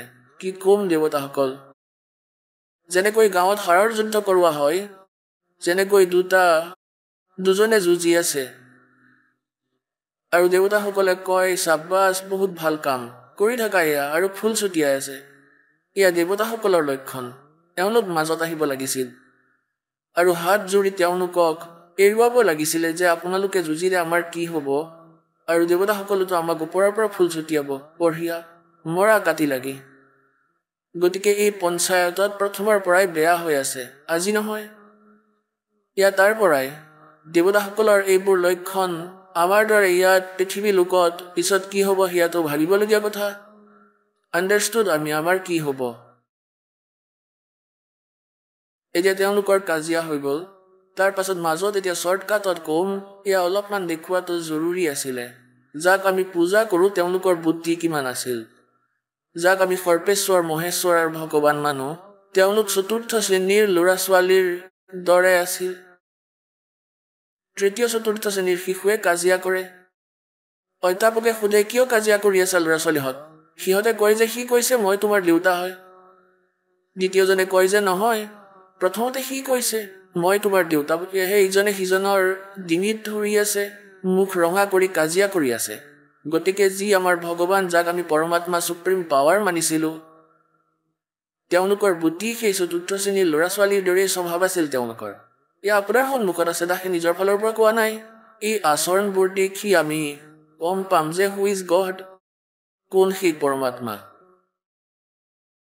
এতিয়া আগলৈ কি হ'ল? আকৌ এই কাল নিজৰ পুত্ৰ শিৱৰ ৰূপ ধাৰণ কৰি তেওঁ প্ৰতিজ্ঞা কৰিছিলে যে মই নিজৰ প্ৰকৃত ৰূপত কাকো কেতিয়াও দৰ্শন নিদিওঁ। তেওঁ প্ৰতিজ্ঞা কৰি থৈছিল, কচম খাই ৰাখিছিলে। সেইকাৰণে এনেকৈ কেতিয়াবা তেওঁ বিষ্ণুৰ ৰূপত কাৰোবাক দৰ্শন দিয়ে, যিয়ে বিষ্ণুৰ পূজা কৰে, যিয়ে শিৱৰ পূজা কৰে তেওঁ শিৱৰ ৰূপত দৰ্শন দিয়ে। বাস্তৱিক ৰূপত আহিছিল মহাভাৰতৰ যুদ্ধত। যেতিয়া সেই অৰ্জুনৰ দৰে যোদ্ধাও তেওঁৰ মুখ দেখি কম্পিত হৈ গৈছিল। সেয়া আছিল তেওঁৰ আচল ৰূপ। আৰু কৈছিলে, মই কাল হয়, সকলোকে খাবলৈ আহিছে। তেতিয়া অৰ্জুনে হাতজোৰ কৰি কৈছিলে যে, হে ভগৱান, আপুনি আপোনাৰ সেই চতুৰ্ভুজ ৰূপত আহি যাওক, আৰু মই এয়া চাব নোৱাৰো। তেওঁৰ কলিজা ফাটি গ'ল। এতিয়া তেওঁ আহিলে আকৌ ইয়াত শিৱ ৰূপত, দুয়োৰে মাজত এটা পিলাৰ থিয় কৰালে। আহি থিয় হৈ গ'ল আৰু ক'ব ধৰিলে যে, মই তোমালোকক এটা শিক্ষা দিবলৈ আহি, তোমালোকে নিজকেই নিজে ভগৱান মানি আছা। You are not God. এয়া চাব, এয়া হৈছে পৃষ্ঠা নম্বৰ 17। প্ৰথমে আমি 11ত পঢ়ি আছিলো, বিদ্বেষৰ সংহিতা অধ্যায় 9। সেই দুইজনৰ অজ্ঞানতা আৰু কাজিয়াক দূৰ কৰাৰ অৰ্থে দুইজনকে ক'লে, কোনে? সেই কালৰূপী ব্ৰহ্মই, সদাশিৱ যাক কোৱা হয়, তেওঁলোকৰ পিতাই কি ক'লে? মোৰ সকল আৰু নিষ্কল ভেদেৰে দুটা স্বৰূপ আছে, কিন্তু আৰু ঈশ্বৰ নহয়। এই কাৰণতেই আৰু দুটা ৰূপ হ'ব নোৱাৰে। প্ৰথম স্তম্ভৰূপ, অৰ্থাৎ সেই পিলাৰ ৰূপত যি থিয় হৈ গৈছিল, আৰু দ্বিতীয়তে মূৰ্তিমান ৰূপ ধাৰণ কৰিলে। ইয়াত ব্ৰহ্ম নিষ্কল হয় আৰু ঈশ্বৰ ৰূপ সৎগুণ হয়। এই মোৰ দুইটা ৰূপ সিদ্ধ হয়, আন কাৰোৰে হ'ব নোৱাৰে। এই কাৰণে তোমালোক দুয়োজনক অথবা আনক ঈশ্বৰত্বৰ প্ৰাপ্তি হ'ব নোৱাৰে। তোমালোকে যি অজ্ঞানতাৰে নিজকে ঈশ অৰ্থাৎ ভগৱান মানিছা, এয়া অতি অদ্ভুত হৈছে। ইয়াকে দূৰ কৰিবলৈ মই ৰণস্থানত আহিছো। তোমালোকে যি অজ্ঞানতাত ব্ৰহ্মা আৰু বিষ্ণুক কৈ আছে, তেওঁলোকৰ পিতাই এই কালে নিজকে ঈশ্বৰ মানি ললা। তুমি ঈশ্বৰ নোহোৱা, ইউ আৰ নট গড। এয়া অতি অদ্ভুত হ'ল। ইয়াকে দূৰ কৰিবলৈ মই ৰণস্থানত আহিছো। এতিয়া তোমালোকে নিজৰ অভিমান ত্যাগ কৰি মই ঈশ্বৰত নিজৰ বুদ্ধি লগোৱা। মোৰ প্ৰসাদৰ পৰাই এই লোকত সকলো অৰ্থ প্ৰকাশ কৰা হয়। এতিয়া চাওক, এয়া স্পষ্ট কৰে, মই পৰব্ৰহ্ম হওঁ। এতিয়া মূৰ্খ বনোৱাৰ চেষ্টা কৰি আছে। মই পৰব্ৰহ্ম হওঁ, মোৰেই অকল ৰূপ হয়। ব্ৰহ্ম হোৱাৰ বাবে মই ঈশ্বৰ হওঁ। অনুগ্ৰহ আদি মোৰ কৃত্য হয়। সৰ্বব্যাপী হোৱাত আৰু জগতৰ বৰ্ধক হোৱাত মই ব্ৰহ্ম হওঁ। সেই ব্ৰহ্ম কেশৱ সমত্ব আৰু ব্যাপক হোৱাৰ বাবে মই আত্মা হওঁ। মই এই সকলোৰে ঈশ্বৰ হওঁ। এয়া মোৰ হয়, মোৰ বাহিৰে আন কাৰোৰেই নহয়। প্ৰথমতে ব্ৰহ্মতত্ত্ব জ্ঞানৰ নিৰ্মিত নিষ্কল ব্ৰহ্মৰ প্ৰাদুৰ্ভাৱ হৈছে। এতিয়া আমি আগৰ পৃষ্ঠাত চাওঁ, 18 নং পৃষ্ঠাত। এতিয়া ইয়াত চাব তললৈ, ইয়াত লিখা আছে, হে পুত্ৰ। এতিয়া ইয়াত কালে কৈ আছে নিজৰ দুই পুত্ৰক, ব্ৰহ্মা আৰু বিষ্ণুক, হে পুত্ৰ দুয়ো, এই কৃত্য নিজৰ তপেৰে প্ৰাপ্ত কৰিছা। কোনটো কৃত্য? কোনটো জব? উৎপত্তি আৰু স্থিতি, সৃষ্টি। এয়া চাওক, হে পুত্ৰসকল, এই কৃত্য নিজৰ তপেৰে প্ৰাপ্ত কৰিছা, যাক সৃষ্টি, উৎপত্তি আৰু পালন বুলি কোৱা হয়। সেয়েহে মই প্ৰসন্ন হৈ তোমাক দিছো। এই প্ৰকাৰী দ্বিতীয় দুই কৃত্য। এতিয়া চাওক, এয়া গোটেই কনচেপ্ট ক্লিয়াৰ হৈ গ'ল। এতিয়া বক্তা হৈছে এই কাল। ইয়াত কৈছে দুই কৃত্য ৰুদ্ৰ আৰু মহেশক প্ৰদান কৰিছে। এতিয়া দুটাটো ওপৰত হৈ গ'ল পুত্ৰ, দুটাটো এয়া ওপৰত আছিলে, আৰু এতিয়া এয়া দুটা ইয়াত হৈ গ'ল ৰুদ্ৰ আৰু মহেশ। ইয়াৰ পৰা বেলেগ হয় এয়া কৌতাজন তেওঁৰ পিতা। ইমানেই কনচেপ্ট ক্লিয়াৰ কৰিবলগীয়া আছিলে, আৰু আগলৈ আমাক নালাগে। অলপমান আৰু দেখুৱাই দিছো আপোনালোকক। এতিয়া এয়া চাওক, 19 পৃষ্ঠাত এয়া সিদ্ধ হ'ব যে গীতাটো সেই একেই জ্ঞান দি আছে। বিদ্বেষৰ সংহিতাই চলি আছে, অধ্যায় 10। এতিয়া ইয়াত কৈ আছে, হে সৌম্য, মোৰ জ্ঞানৰ পৰা বিমুখ হোৱাত তোমাৰ এই অজ্ঞানতা আহিলে। মোৰ জ্ঞান থকা হ'লে তোমাৰ এনেকুৱা নহ'ল হয়। জ্ঞান আৰু ৰূপ মহেশৰ তুল্য হ'লে হয়। এই কাৰণে সেই জ্ঞানৰ সিদ্ধিৰ নিমিত্ত ওমকাৰ নামৰ মন্ত্ৰৰ জপ কৰা, ই সকলো অভিমান দূৰ কৰোতা হয়। সেয়ে এই নিজ মন্ত্ৰ উপদেশ কৰে। এই ওমকাৰ মোৰ মুখৰ পৰা উৎপন্ন হলে মোৰেই ৰূপৰ বোধক হয়, অৰ্থাৎ কয় ওম মোৰেই মন্ত্ৰ হয়। এতিয়া আপোনালোকে শুনিলে জগতগুৰু তত্ত্বদৰ্শী সন্ত ৰামপাল গুৰু মহাৰাজৰ মংগল প্ৰবচন। আহক এতিয়া শুনো ভগতসকলৰ অনুভৱ, যিসকলে সন্ত ৰামপাল গুৰু মহাৰাজৰ প্ৰমাণিত জ্ঞানৰ পৰা প্ৰভাৱিত হৈ নাম দীক্ষা লৈ বহুতো লাভ প্ৰাপ্ত কৰিলে। নমস্কাৰ ছাৰ। নমস্কাৰ ছাৰ। ছাৰ কি নাম আপোনাৰ? সত্যপ্ৰকাশ এক্কা। সত্যপ্ৰকাশ, আপুনি ক'ৰ পৰা আহিছে? মই যশপুৰ জিলা কুনকুৰি ব্লক ছত্তীশগড়ৰ পৰা। সত্যপ্ৰকাশ, আপুনি সন্ত ৰামপালদেৱ মহাৰাজৰ পৰা নাম দীক্ষা কেতিয়া ল'লে? হয় ছাৰ, মই সন্ত ৰামপালদেৱ মহাৰাজৰ পৰা 5 ছেপ্টেম্বৰ 2013 নাম দীক্ষা লৈছিলোঁ। সন্ত ৰামপালদেৱ মহাৰাজৰ পৰা নাম দীক্ষা লোৱাৰ আগতে আপুনি কি ভক্তি সাধনা কৰিছিল? হয় ছাৰ, মই কৰিছিলোঁ, কাৰণ মই খ্ৰীষ্টান ধৰ্ম, ইছাই ধৰ্মৰ সৈতে জড়িত আৰু মোৰ পূৰ্বপুৰুষ আৰু মা দেউতা সেই সাধনাই কৰিছিলে যীশু ঈশামসীৰ, আৰু সেয়া ময়ো ফ'ল' কৰিছিলোঁ। আৰু সৰুতে যেতিয়া মই বুজা হৈছিলোঁ তেতিয়া কৈছিলে যে এওঁৱেই ভগৱান, গতিকে মই বহুত ভালদৰে বিশ্বাসেৰে ভগৱানৰ ভক্তি কৰিছিলোঁ। এনেদৰে চলিছিলোঁ, চাৰ্চ গৈছিলোঁ, প্ৰাৰ্থনা কৰিছিলোঁ, সকলোৱেই কৰিছিলোঁ, কাৰণ মোক কৈছিলে যে এওঁৱেই ভগৱান, এওঁৰ দ্বাৰাই আমাৰ মুক্তি হ'ব, স্বৰ্গপ্ৰাপ্তি হ'ব। কিন্তু ছাৰ, এটা কথা মই বুজি পোৱা নাছিলোঁ, কিন্তু ভাবিছিলোঁ আমাৰ ইছাই ধৰ্মত এনেকুৱা আছিল যে নিচা কৰাটো ইমান বেছি প্ৰচলন আছিল যে, আৰু মাংস মদৰ, যে সৰু ল'ৰা ছোৱালী যেতিয়া ডাঙৰৰ মাজত যেতিয়া সৰু ল'ৰা ছোৱালী থাকে, ডাঙৰেতো খায়েই, মদ খায়, লগতে মাংসও খায়, উৎসৱ পাৰ্বণত আৰু বহুত কিবা কিবিত। কিন্তু সৰু ল'ৰা ছোৱালী যেতিয়া তাত উপস্থিত হয়, যেতিয়া সেই ল'ৰা ছোৱালীয়ে মদৰ গিলাচ ধৰে আৰু খাব খোজে, তেতিয়া ডাঙৰে বাধা দিয়ে। মাক দেউতাকে কয় যে নহয় পুত্ৰ, এয়া বিষ, মদ এনেদৰে নাখায়। কিন্তু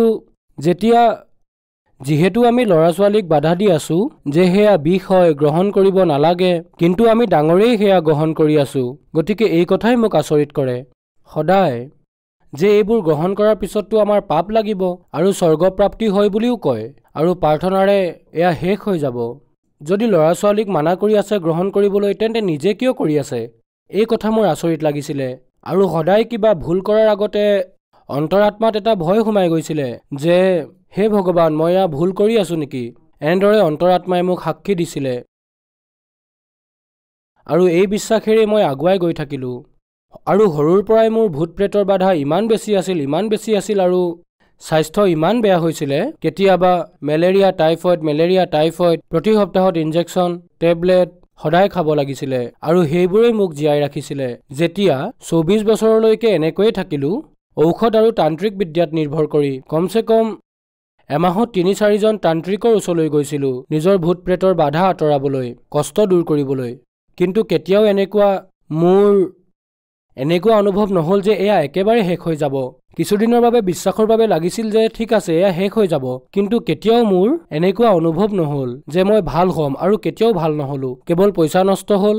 মোৰ দেউতা শিক্ষক, তেওঁ নিজৰ চেলাৰীৰে তান্ত্ৰিক আনিছিলে অ'ৰ ত'ৰ পৰা জাক তাক ধৰি। তেওঁ মোৰ কষ্ট দেখি কোনোবাই 15,000, কোনোবাই 20,000 লৈ যায়, কোনোবাই কুকুৰা, কোনোবাই ছাগলী, সোণ ৰূপ সকলোবোৰ লৈ গ'ল। মোৰ দেউতাই বনোৱা সৰু সুৰা যিটো ঘৰ আছিলে সেইটোও গ'ল। আমাৰ এনেকুৱা অৱস্থা হৈ গৈছিল যে আমি খোৱাৰ বাবেও চিন্তা কৰিব লাগিছিল, এনেকুৱা স্থিতি হৈছিল। আৰু আপুনি সন্ত ৰামপালদেৱ মহাৰাজৰ শৰণলৈ কেনেকৈ আহিল? হয় ছাৰ, মোৰ লগত এনেকুৱা কিছুমান ঘটনা ঘটিল। মই বোম্বেত আছিলোঁ, তাত মই এখন চিপত কাম কৰিছিলোঁ সাগৰৰ। মইতো মদ আগৰ পৰাই খাইছিলোঁ, সৰুৰ পৰাই। এনেদৰে খাওঁতে মোৰ ইমান বেছি হৈ গ'ল। মোৰ এজন ভাইটি আছে সন্তোষ দাস নামৰ, ছাপা জিলাৰ, তাৰ পৰাই ফোন কৰিলে। মোৰ বন্ধুক ক'লে যে আমি হাৰিয়ানালৈ গৈ আছোঁ, তাত কোনোবা এজন বাবা আহিছে, যাৰ দ্বাৰা তেওঁৰ পৰা আশীৰ্বাদ ল'লেই দুখ কষ্টবোৰ আঁতৰ হৈ যায়, কিবা কিবি প্ৰাপ্ত কৰিব পাৰি, এনেকৈ ক'লে মোক। তাৰপিছত মই মোৰ বন্ধুৰ সৈতে সতলোক আশ্ৰম গৈ পালোঁ। তাত আমি তাৰ ব্যৱস্থা দেখিলোঁ, বহুত ভাল আছিল। জ্ঞানটো মই সিমান বুজি নাপালোঁ, বাকী তাৰ সকলোবোৰ বস্তু ছিষ্টেমেটিকেলি আছিল। মোৰ ভূত প্ৰেতৰ বাধা আছিল তালৈ গৈ মোৰ আচৰিত অনুভৱ হ'বলৈ ধৰিছিলে যে ইয়াতে পাখণ্ডবাদ হয় চাগে এনেকুৱা কিন্তু মই কষ্টৰ বাবে গৈছিলোঁ মই ভাল হ'ম বুলি বিশ্বাস কৰি আৰু ভগত ভায়ে ক'লে মোক মই ভাল হৈ যাম সন্ত ৰামপালদেৱ মহাৰাজৰ পৰা আমি নাম দীক্ষা ল'লোঁ তাত 3 দিনৰ বাবে সৎসংগ হৈছিলে ছাৰ 2 দিনলৈকে ব্ৰহ্মা বিষ্ণু মহেশ্বৰ গীতা বেদ কুৰাণ ইত্যাদিৰ পৰা সৎসংগ শুনাই আছিলে সন্ত ৰামপালদেৱ মহাৰাজে কিন্তু মই একো বুজি পোৱা নাছিলোঁ কাৰণ মই খ্ৰীষ্টান ধৰ্মৰ সৈতে জড়িত আছিলোঁ গতিকে 3য় দিনা সন্ত ৰামপালদেৱ মহাৰাজে আমাক সৎসংগ শুনালে সেইবাৰ বাইবেলৰ পৰা শুনালে যেতিয়া বাইবেলৰ পৰা সৎসংগ শুনাই আছিলে তেতিয়া মোৰ সকলো কথা মনত পৰিল যে সৃষ্টি উৎপত্তি কেনেকৈ হ'ল বাইবেলত এনেকৈ লিখা আছে আৰু এনেকৈ লিখা আছে কেইবা প্ৰকাৰে তেতিয়া মোৰ সকলো কথা মনত পৰিল বাইবেলতো লিখা আছে যে এদিন পিতা পৰমেশ্বৰে এই পৃথিৱীত আহিব আৰু তেওঁৰ ৰাজ্য স্থাপিত হ'ব তেতিয়া মোৰ হেয়া মনত পৰিল যে এনেকৈ লিখা আছে আৰু যেতিয়া এইবোৰ দেখিলোঁ তেতিয়া তৎক্ষণাতে মোৰ মেমৰিত হঠাতে মনত পৰিল এনেদৰে আৰু মোৰ মনত পৰিবলৈ ধৰিলে আৰু ক'লে যে তোমাৰ লগত যি ঘটনা ঘটিছিল 2009ত মুম্বাইত কোঠালিৰ ভিতৰত সেই দৃশ্য মনত পেলোৱা মই সেই ৰূপ হওঁ যিয়ে তোমাক দৰ্শন দিছিলোঁ যি তোমাক কোৱা হৈছিল যে ভগৱান প্ৰকট হ'ব তুমি যি মোৰ ৰূপ দেখিছিলা মই সেয়াই তোমাৰ সন্মুখত জীৱিত ৰূপত সৎসংগ শুনাই আছোঁ মোক চিনি পোৱা এনেকুৱা প্ৰেৰণা হ'ল আৰু আকৌ যেতিয়া পৰ্দাত আহি আছিলে তেতিয়া মই ধ্যান দিব ধৰিলোঁ হয় সেইটো ৰূপেই যাক মই দেখিছিলোঁ স্পষ্ট ৰূপে এই সন্ত ৰামপালদেৱ মহাৰাজৰ ৰূপ মই কোঠালিত দেখিছিলোঁ নাম দীক্ষা লোৱাৰ আগতেই দৰ্শন হৈছিলে আজি সেই কথাই কৈ আছে ভগৱানে যি কৈ আছিলে আৰু ইয়াততো জীৱিত অৱস্থাত আহি গৈছে মানে মই সেই বাইবেলৰ কথা ভাবিলোঁ যে যি কোৱা হৈছিলে গতিকে নিশ্চিতভাৱে বাইবেলৰ সেই বচন পূৰ্ণ হৈছে আৰু পৰমাত্মা যি হয় সদগুৰু সন্ত ৰামপালদেৱ মহাৰাজৰ ৰূপত আহিছে আৰু গুৰু ৰূপত বিৰাজমান হৈ গোটেই বিশ্বক আমাৰ সকলো জগত সংসাৰক জ্ঞান দি আছে ছাৰ সন্ত ৰামপালদেৱ মহাৰাজৰ পৰা নাম দীক্ষা লোৱাৰ পিছত আপুনি কি লাভ পালে হয় ছাৰ মই লাভ পাইছোঁ মই আগতে বহুত বেমাৰত পৰিছিলোঁ কেৱল ইনজেকশ্যন টেবলেট খাইছিলোঁ তাৰ পৰা ৰেহাই পালোঁ আৰু ভূত প্ৰেতৰ যি বাধা আছিলে তেওঁৰ পৰা নাম দীক্ষা লৈ সন্ত ৰামপালদেৱ মহাৰাজৰ পৰা মই ইমান সকাহ পাইছোঁ যে আজিতো কালেতো কিজানি চুবতো নোৱাৰি খুন্দা খাই আঁতৰ হৈ যায় বাকী মই ইমানেই সন্তোষ পালোঁ মই ভালদৰে শুব পাৰোঁ আৰু ইমান সুখ শান্তি দিছে পৰমাত্মাই সন্ত ৰামপালদেৱ মহাৰাজে যে তাক বৰ্ণনা কৰি শেষ কৰিব নোৱাৰি ছাৰ দেখা গৈছে যে সন্ত ৰামপালদেৱ মহাৰাজে আধ্যাত্মিক জ্ঞানৰ ক্ৰান্তি আনিছে আৰু বহুত শ্ৰদ্ধালু সন্ত ৰামপালদেৱ মহাৰাজৰ সৈতে জড়িত হ'ব ধৰিছে আৰু আন ধৰ্ম যেনেকৈ খ্ৰীষ্টান ধৰ্ম মুছলিম ধৰ্মৰ মানুহে সন্ত ৰামপালদেৱ মহাৰাজৰ সৈতে জড়িত হ'ব ধৰিছে আৰু আপুনি কৈছে যে আপুনি খ্ৰীষ্টান ধৰ্মৰ আছিল আৰু আপুনি সন্ত ৰামপালদেৱ মহাৰাজৰ পৰা নাম দীক্ষা ল'লে তেন্তে সন্ত ৰামপালদেৱ মহাৰাজৰ পৰা নাম দীক্ষা লোৱাৰ পিছত আপুনি হিন্দু হ'ল নেকি তেওঁ কনভাৰ্ট কৰি হিন্দু কৰি আছে নেকি নহয় ছাৰ এই সকলোবোৰ মিছা কথা কাকো হিন্দু কৰাৰ অৰ্থাৎ পৰিৱৰ্তন কৰা নাই সন্ত ৰামপালদেৱ মহাৰাজে তেওঁতো কয় জীৱ হামাৰী জাতি হে মানৱ ধৰ্ম হামাৰা হিন্দু মুছলিম শিখ ইছাই ধৰ্ম নাহি হে কৈ নিয়াৰা ইয়াত সকলো যিবোৰ জাতি ধৰ্ম আছে সেই সকলোবোৰ ইয়াৰ লগতেই জড়িত আৰু আপোনালোকে সৎসংগ শুনি শাস্ত্ৰ অনুসাৰে যি সন্ত ৰামপালদেৱ মহাৰাজে কৈ আছে যে আপোনালোকে বুজিবলৈ আপোনাৰ গ্ৰন্থই আধাৰ গতিকে মোৰ বাবে সেই বাইবেলেই আধাৰ হ'ল আৰু যেতিয়া সন্ত ৰামপালদেৱে খুলি দেখুৱাই আছিল তেতিয়া মই বুজি পালোঁ আৰু সেইখিনিয়ে আমাৰ খ্ৰীষ্টান ধৰ্মৰ ফাদাৰ গুৰুৱেও কয় যে কোনোবা এটা পাঠ উলিয়াই লৈ মোৰ খুৰা দিওঁ তেওঁতো নিজেই ফাদাৰ হয় কিন্তু তেওঁ ক'ৰবাৰ পৰা লৈ আহে আৰু তাৰ অৰ্থও ক'ব নোৱাৰে আৰু নিজৰ দন্ত কথা শুনাই দিয়ে যে মই তাত পঢ়া শুনা কৰিছিলোঁ মই ইয়াতে এনেকুৱা কৰিলোঁ তাতে বহুত ভাল এনেকুৱা হৈছিলে বছ ইমানখিনিয়ে কয় আৰু কয় আপোনালোকে প্ৰাৰ্থনা কৰক বিশ্বাস ৰাখক বছ ইমানখিনি কৈ এৰি দিয়ে আৰু কেতিয়াও এইটো কথা নকয় যে আপোনালোকে মদ খোৱা বাদ দিয়ক জীৱ হত্যা বাদ দিয়ক মাংস মদ এৰক যাৰ বাবে আপোনালোকৰ আহিবলগীয়া পিঢ়ি ল'ৰা ছোৱালীৰ দুৰ্গতি হ'ব এই বাৰ্তা কেতিয়াও নিদিয়ে ছাৰ মই কেতিয়াও ফাদাৰৰ মুখেৰে শুনা নাই আমাৰ ধৰ্মগুৰু ইছাই ধৰ্মৰ কয় যে পৰমাত্মা পিতা পৰমেশ্বৰ নিৰাকাৰ হয় আৰু যি বাইবেলত লিখা আছে যে খ্ৰীষ্টিয়ানসকলৰ গ্ৰন্থত অধ্যায় 22 বচন পদ 13 পৰা 14 ভিতৰত লিখা আছে যদি তুমি মাংস খোৱা হত্যা কৰা মদ মাংস ইত্যাদি খোৱা তেওঁলোকক কৈছে পিতা পৰমেশ্বৰে স্পষ্ট শপত গ্ৰহণ কৰিছে যে তেওঁলোকৰ স্বৰ্গৰ প্ৰাপ্তি নহ'ব গতিকে ইয়াৰ পৰা স্পষ্ট হ'ল এনেকুৱা কৰ্ম কৰাসকলে স্বৰ্গৰ প্ৰাপ্তি নকৰে আৰু সন্ত ৰামপালদেৱ মহাৰাজে যি কৈ আছে সেয়া শাস্ত্ৰ অনুসাৰে হয় যাৰ দ্বাৰা সকলোৱে স্বৰ্গ প্ৰাপ্তি কৰিব পাৰে আৰু যি আজি মই মানি আছো। মানুহে কয় মই হিন্দু ধৰ্মলৈ পৰিৱৰ্তন কৰিলো। মিছা কথা। সন্ত ৰামপালদেৱ মহাৰাজে ধৰ্ম পৰিৱৰ্তন কৰাই থকা নাই। মই আমাৰ ইছাই ধৰ্মকেই মই আজি মানি আছো। সেই ধৰ্ম গ্ৰন্থকেই মই লৈ আধাৰ কৰি চলি আছো। মই কেৱল তাতে লিখা বেয়াখিনিহে আৰু আমাৰ সমাজত যি বেয়া শিকোৱা হৈছে সেইবোৰ এৰি বাদ দি মই এক শাস্ত্ৰ অনুকূল আৰু সত্যতাৰ ৰাস্তাত চলি আছো আৰু ভক্তি কৰি আছো। আগতে ছাৰ মই বাইবেলৰ বিৰুদ্ধে চলি আছিলো, পৰম্পৰা কৰি আছিলো, খোৱা লোৱা সকলোবোৰ। আৰু এতিয়া মই সন্ত ৰামপালদেৱ মহাৰাজৰ পৰা সৎসংগ প্ৰবচন শুনি জ্ঞান প্ৰাপ্ত কৰি গম পালো আৰু মই এতিয়া সঠিক ৰাস্তাত চলি আছো। বাইবেলত দিয়া জ্ঞানৰ আধাৰত আৰু সন্ত ৰামপালদেৱ মহাৰাজে দিয়া জ্ঞানৰ আধাৰত মই ভক্তি সাধনা কৰি আছো আৰু মই এতিয়া সুখ শান্তি পাই আছো। ছাৰ, আপুনি বহুত ডাঙৰ প্ৰশ্ন উত্থাপন কৰিছে যে যিসকলে মাংস খায় তেওঁলোকে স্বৰ্গলৈ যাব নোৱাৰে। তথাপিও এনেকুৱা হৈ আছে যে মানুহে মদ খাই আছে, মাংস খাই আছে। ফাদাৰৰ দ্বাৰাও এনেকুৱা প্ৰতিক্ৰিয়া হৈ আছে। তাৰ পিছত আপুনি সন্ত ৰামপালদেৱ মহাৰাজৰ পৰা নাম দীক্ষা ল'লে। গতিকে যিসকল দৰ্শকে আপোনাক আজি চাই আছে, যিসকল বিশেষকৈ খ্ৰীষ্টান, ইছাই, তেওঁলোকক আপুনি কি ক'ব?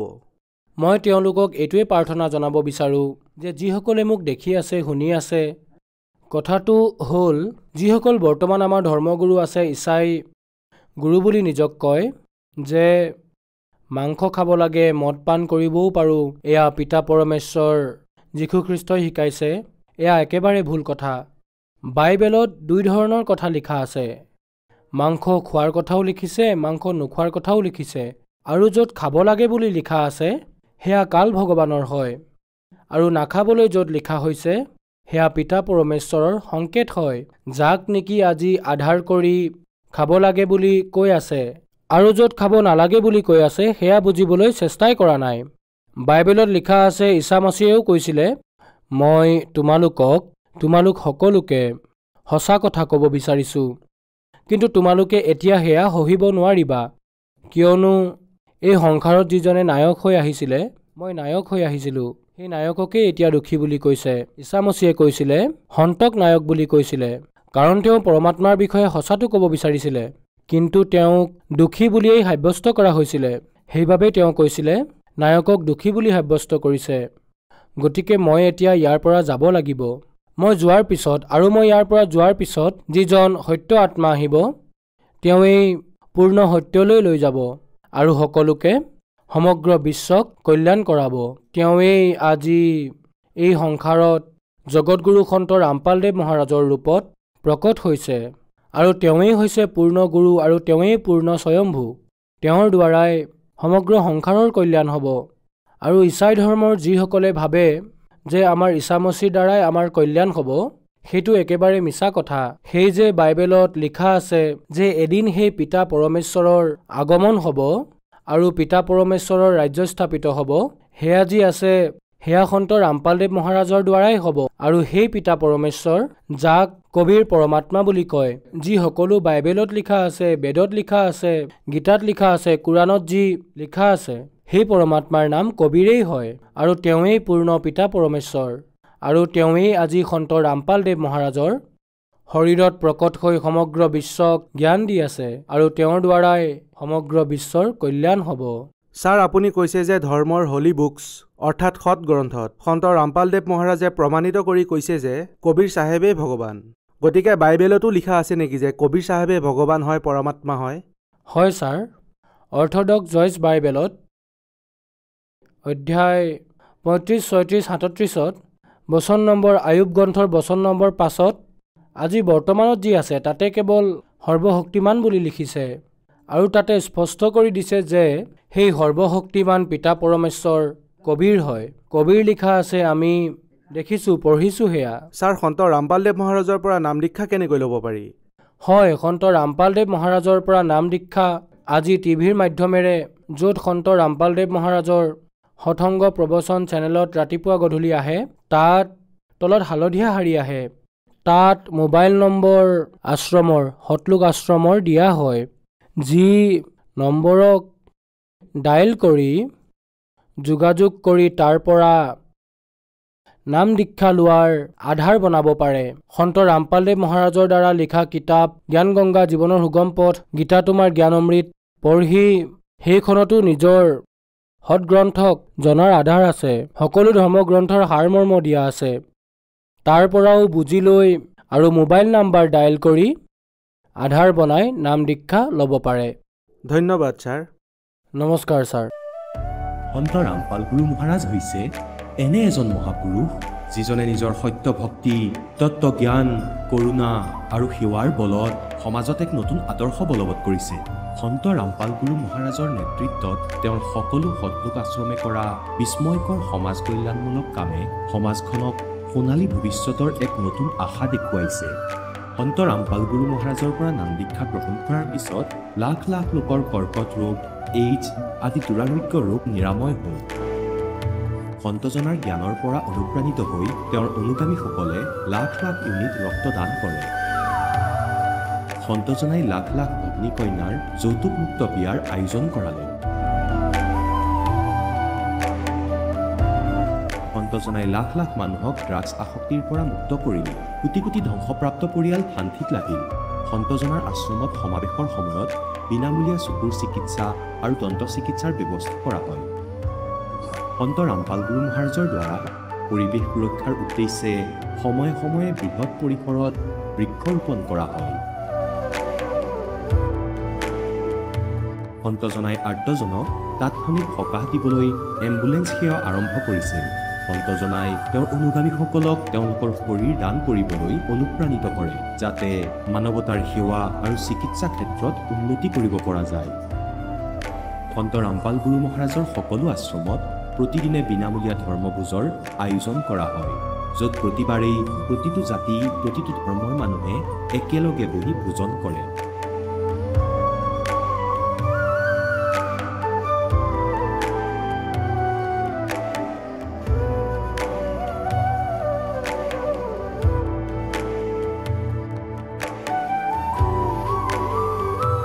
সন্ত ৰামপাল গুৰু মহাৰাজৰ আশ্ৰমত সহস্ৰাধিক বৃদ্ধ বৃদ্ধাই শ্ৰদ্ধা আৰু মৰমেৰে জীৱন যাপন কৰাৰ সুযোগ পায়। তেওঁলোকৰ থকা খোৱাৰ আৰু স্বাস্থ্যৰ সম্পূৰ্ণ দায়িত্ব সন্ত ৰামপাল গুৰু মহাৰাজে বহন কৰে। অনাথ শিশুৰ বাবে সন্ত ৰামপাল গুৰু মহাৰাজৰ সকলো আশ্ৰম বিশেষ বৰদানতকৈ কম নহয়, য'ত তেওঁলোকক শিক্ষা, সংস্কাৰ আৰু ভৱিষ্যতৰ বাবে উন্নত সুবিধা প্ৰদান কৰা হয়। বানপানী, ভূঁইকঁপ বা মহামাৰী যিয়েই নহওক, সন্ত ৰামপাল গুৰু মহাৰাজ আৰু তেওঁৰ অনুগামীসকল সদায় আৰ্তজনৰ বাবে আগ্ৰনোৱা হৈ থাকে। কোভিড মহামাৰীৰ সময়ত সন্ত ৰামপাল গুৰু মহাৰাজৰ আশ্ৰমৰ পৰা কোটি কোটি লোকক খাদ্য, ঔষধ আৰু জীৱন ৰক্ষক সামগ্ৰী যোগান ধৰা হৈছিল। দুখীয়াক সকাহ কৰাই হওক বা যিকোনো শোষিত বা নিপীড়িত শ্ৰেণীৰ অধিকাৰ আৰু মৰ্যাদাৰ বাবে যুঁজ দিয়াই হওক, সন্ত ৰামপাল গুৰু মহাৰাজে সদায় তেওঁলোকৰ সকলো ন্যায্য দাবী চৰকাৰৰ ওচৰলৈ লৈ গৈছে আৰু তেওঁলোকক উপযুক্ত ন্যায় প্ৰদানৰ ক্ষেত্ৰত গুৰুত্বপূৰ্ণ ভূমিকা পালন কৰি আহিছে। সমাজত আধ্যাত্মিক আৰু সামাজিক মূল্যবোধৰ প্ৰতি সজাগতা অনাৰ প্ৰতিটো পদক্ষেপতে সন্ত ৰামপাল গুৰু মহাৰাজ মানৱতাৰ প্ৰকৃত সেৱক হিচাপে প্ৰমাণিত হৈছে। সন্ত ৰামপাল গুৰু মহাৰাজৰ জীৱনে আমাক শিকাইছে যে প্ৰকৃত সেৱা সেইটোহে যিটো নিস্বাৰ্থভাৱে কৰা হয়। আহক আমিও এই মহান সন্তজনৰ এই মহান সেৱাৰ কামত যোগ দিওঁ আৰু সন্ত ৰামপাল গুৰু মহাৰাজৰ পৰা নাম দীক্ষা লৈ আমাৰ জীৱন ধন্য কৰি তোলোঁ।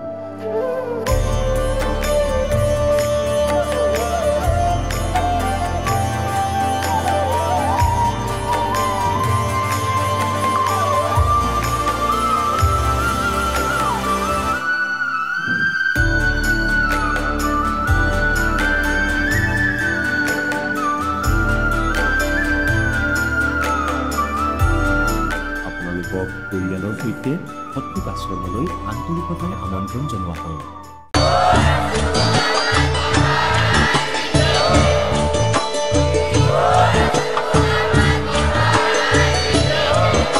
আপুনি শুনি আছিলে জগতগুৰু তত্ত্বদৰ্শী সন্ত ৰামপাল গুৰু মহাৰাজৰ মংগল প্ৰবচন। অধিক জানিবৰ বাবে ভিজিট কৰক www.jagatgururampalji.org। সন্ত ৰামপাল গুৰু মহাৰাজৰ শুভ আশীৰ্বাদত সমগ্ৰ বিশ্বতে 500তকৈও অধিক নাম দীক্ষা কেন্দ্ৰ আছে, য'ত সন্ত ৰামপাল গুৰু মহাৰাজৰ দ্বাৰা বিনামূলীয়াকৈ নাম দীক্ষা দি থকা হৈছে। আপোনাৰ ওচৰৰ নাম দীক্ষা কেন্দ্ৰৰ ঠিকনা জানিবলৈ সম্পৰ্ক কৰক 7082208528।